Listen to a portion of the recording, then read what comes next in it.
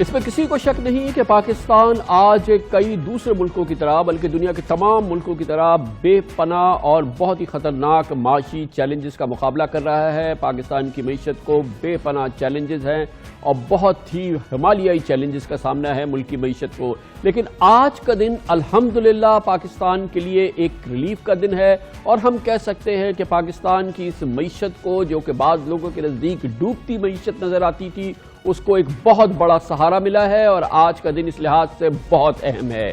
ہر لحاظ سے پاکستان کی معیشت کے لیے، کاروبار کے لیے، پاکستان کے فیوچر کے لیے آج کے دن کی بہت اہمیت ہے۔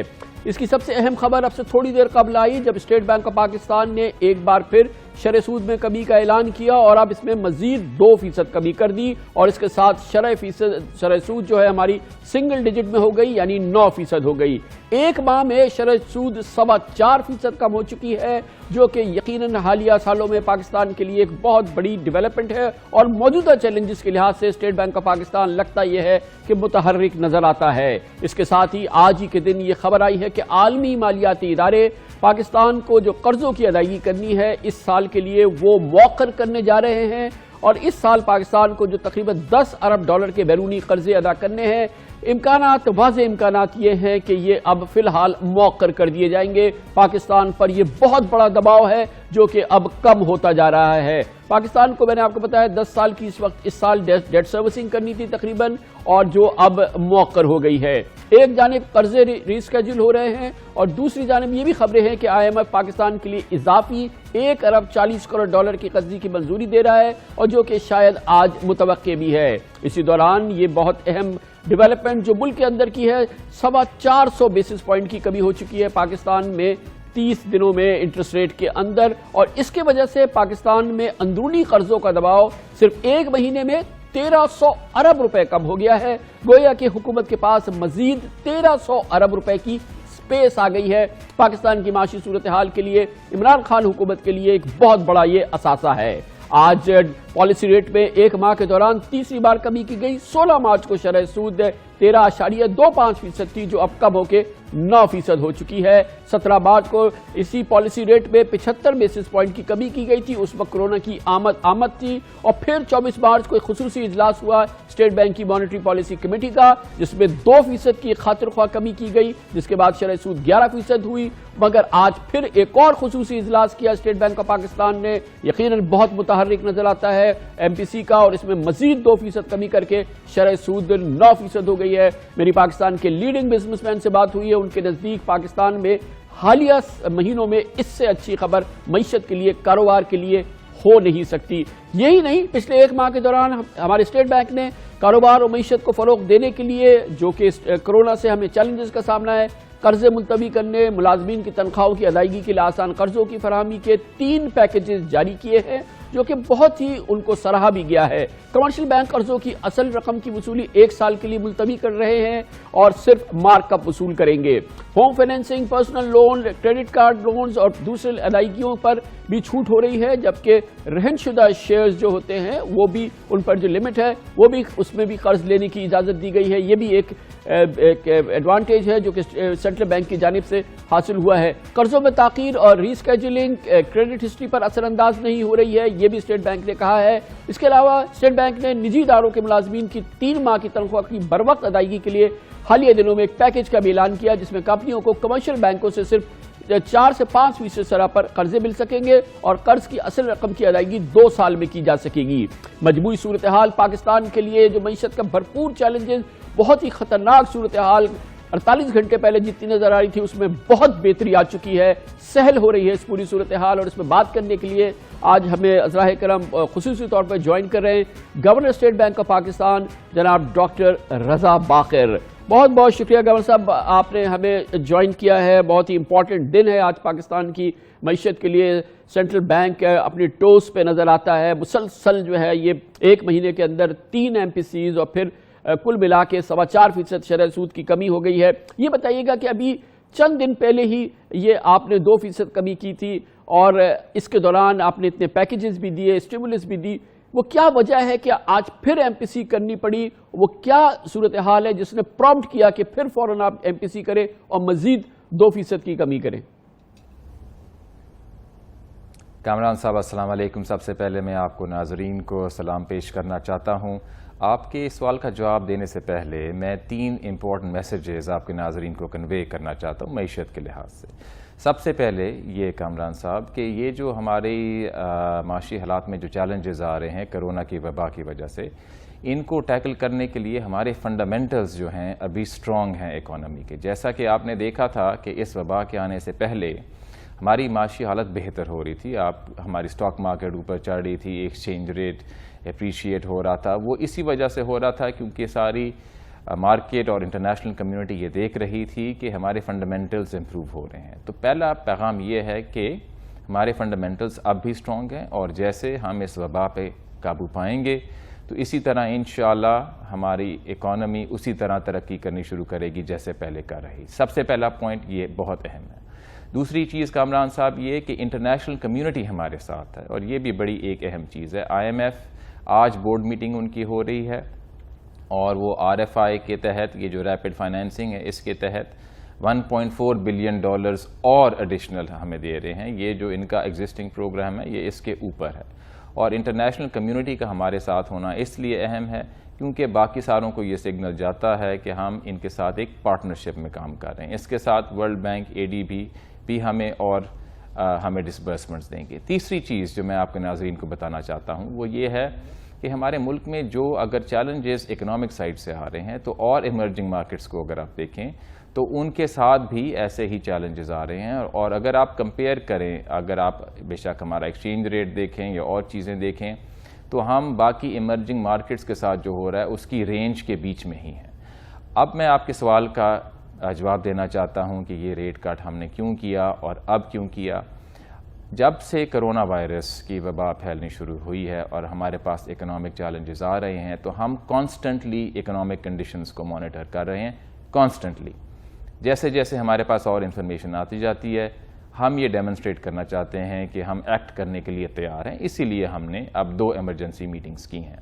ہمارے پاس نئی انفارمیشن پچھلے دنوں میں یہ آئی کہ آگے فرسٹ آف آل جو ہمارے گلوبل ٹریڈنگ پارٹنرز ہیں ان کی گروتھ کیا ہوگی. اور اس ہفتے آپ نے دیکھا ہوگا کہ IMF نے اپنی ورلڈ اکنامک آؤٹ لک ریلیز کی جس میں ہر ٹریڈنگ پارٹنر کی گروتھ پروجیکشن بھی ہے. اس کے ساتھ IMF نے پاکستان کی جو پروجیکشن ہے وہ بھی ریلیز کی. تو اب ہمارے پاس اور زیادہ انفارمیشن آئی تھی اور اس کی بیسس پہ ہم نے اپنی جو انالیسز ہے اس کو اپڈیٹ کیا. جب اس کو اپڈیٹ کیا تو ہمارے سامنے یہ واضح ہوا کہ ریٹ کٹ کرنے کی اور گنجائش پیدا ہوئی ہے.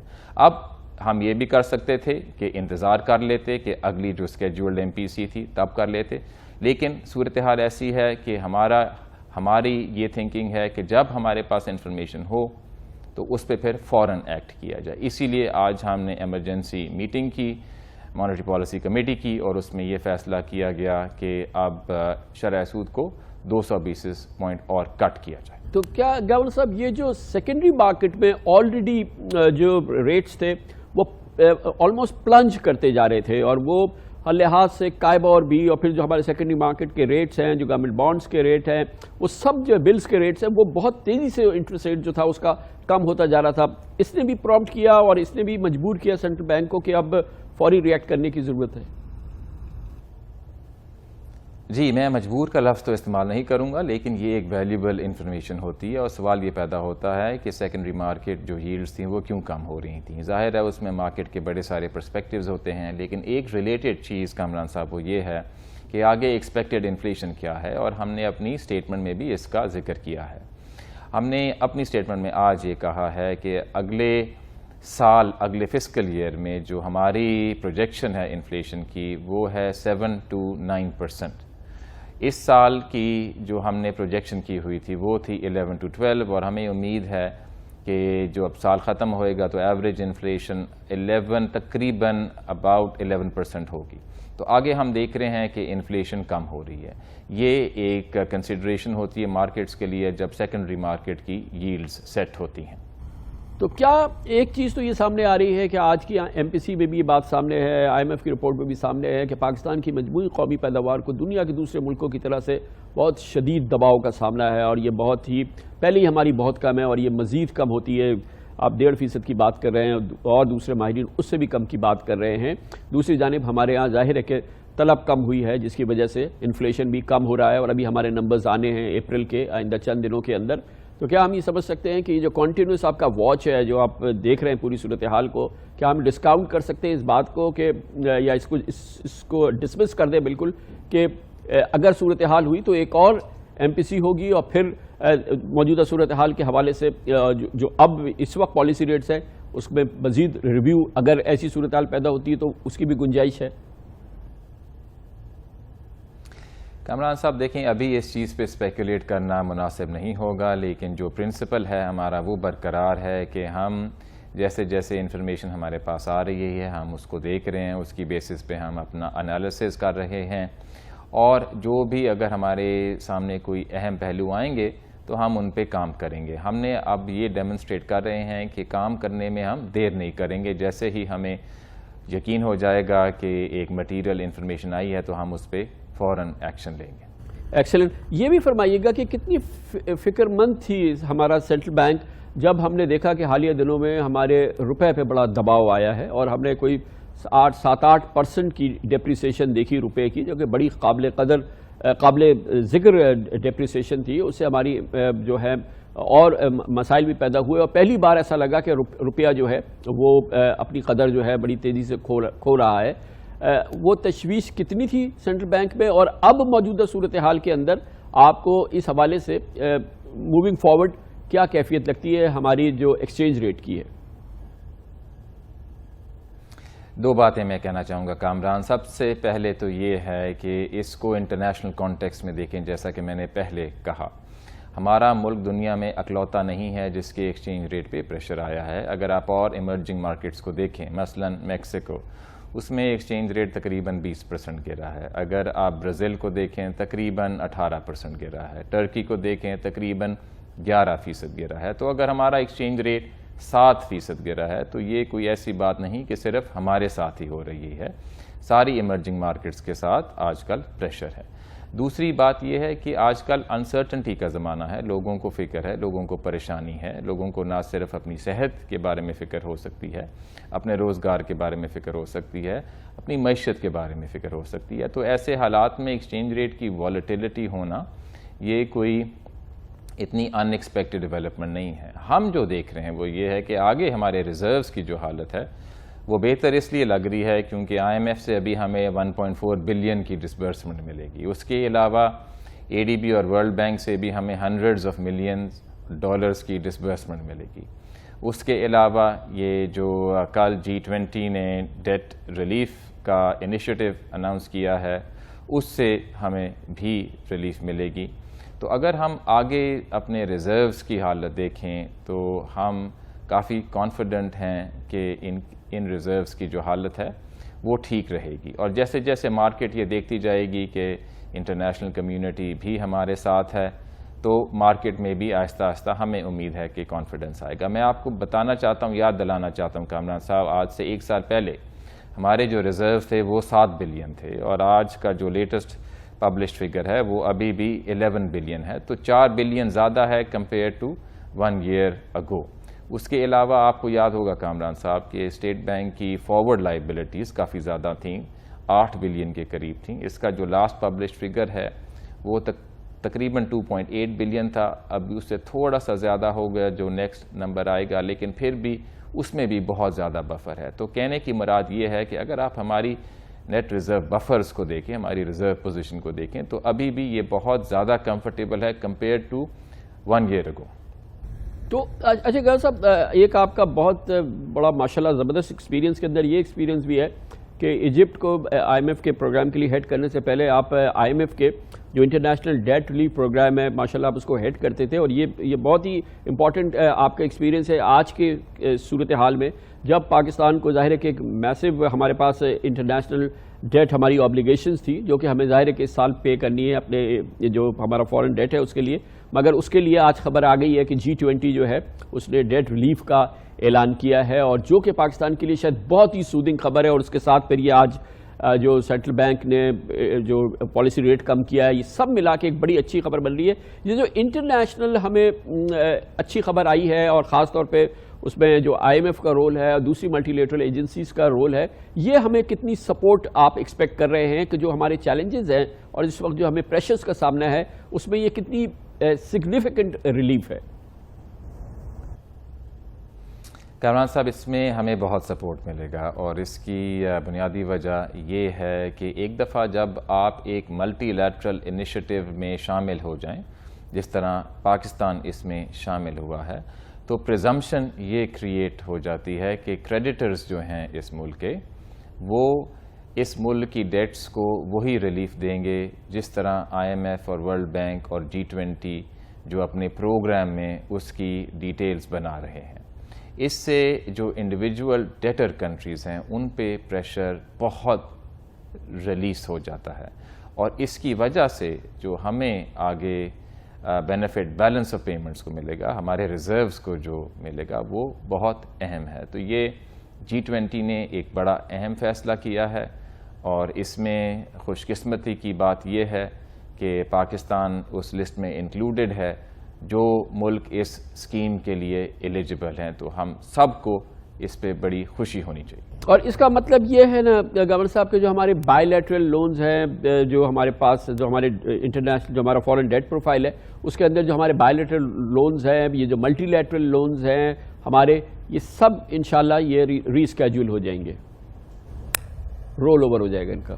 کامران صاحب، اس کی جو ابھی تک جو انفارمیشن G20 نے اپنے کمیونیکے میں ریلیز کی ہے اور یہ پبلکلی اویلیبل بھی ہے، اس میں 2-3 پہلو بڑے اہم ہیں۔ سب سے پہلے یہ ہے کہ انہوں نے ابھی تک جو کہا ہے وہ یہ ہے کہ May 1 اور December 2020 کے درمیان جو ڈیٹ سروس فال کر رہی ہوگی to official bilateral creditors, اس کو ریلیف دی جائے گی اور اس کو ری پیکج کر دیا جائے گا ایک نئے لون میں، جس کی ڈیٹ پیمنٹس جون 2022 تک ڈیو نہیں ہوں گی، اور اس کے آگے 3 سال اور ملیں گے ان کو ری پے کرنے کے لیے۔ تو اس سے ایک دم سے کافی ساری سپیس کھل جائے گی۔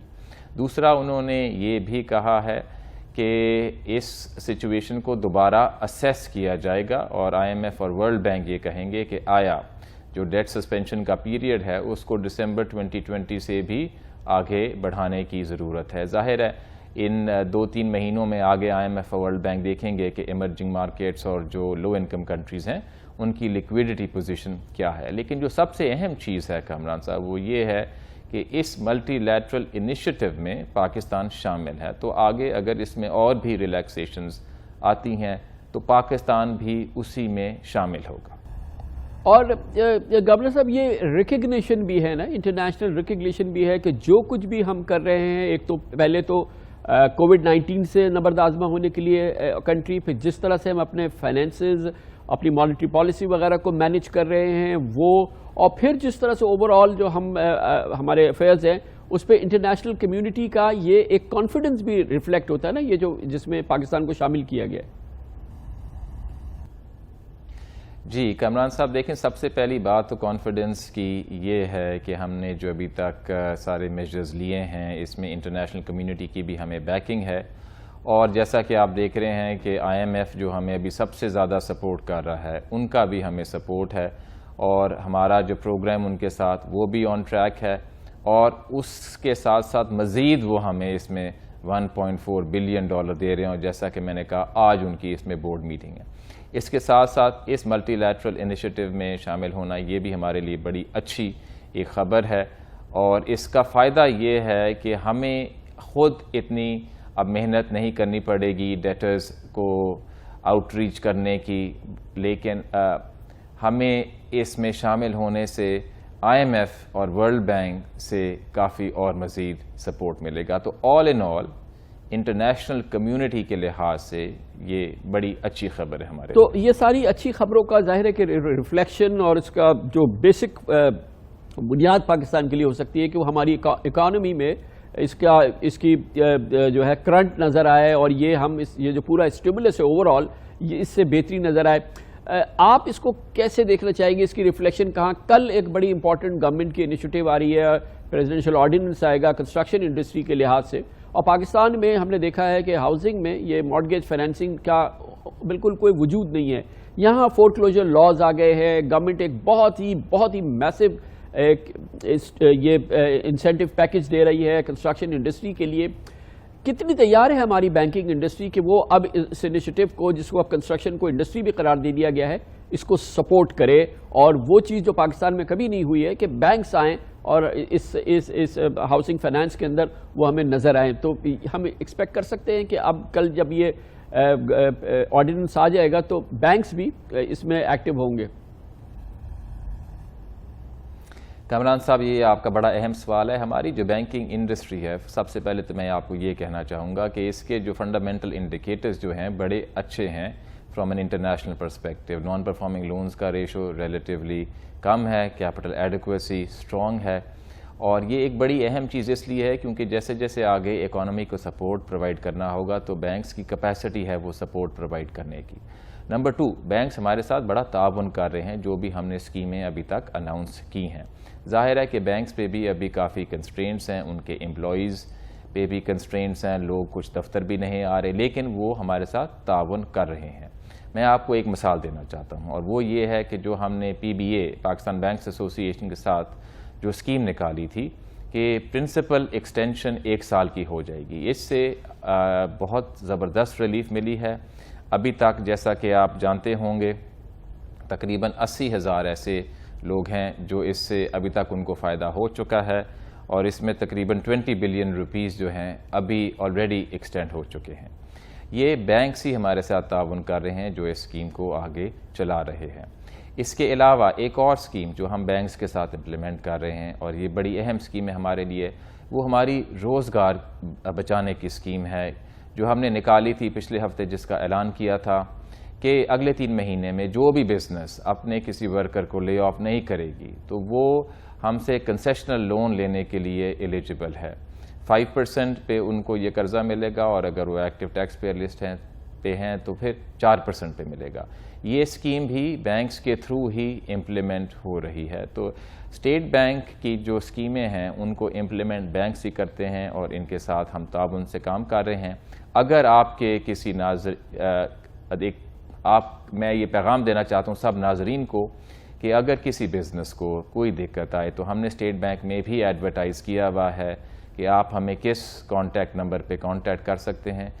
اور میں یہ بھی آپ کے ناظرین کو کہوں گا کہ ہمیں سوشل میڈیا اور ٹویٹر پہ خاص کر ہمیں فالو کریں, کیونکہ جیسے جیسے ہم کوئی چیز اعلان کرتے ہیں ہم فوراً اسی پہ اناؤنس کرتے ہیں.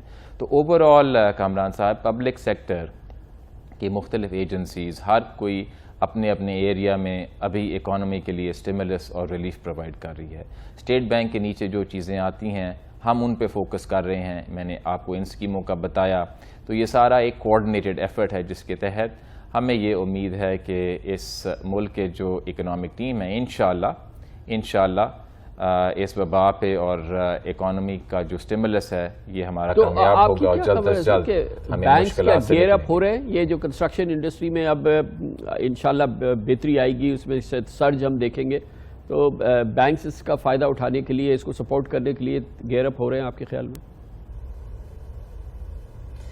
ہمیں امید ہے کامران صاحب, اور جیسے جیسے یہ اسکیم آگے چلے گی تو اس کو فیسیلیٹیٹ کرنے کے لیے اور اس کو سکسیسفلی امپلیمنٹ کرنے کے لیے جہاں کوئی اگر ایشوز کھڑے ہوئیں گے تو وی اسٹینڈ ریڈی کہ ہم ان ایشوز کو بھی ریزالو کریں گے.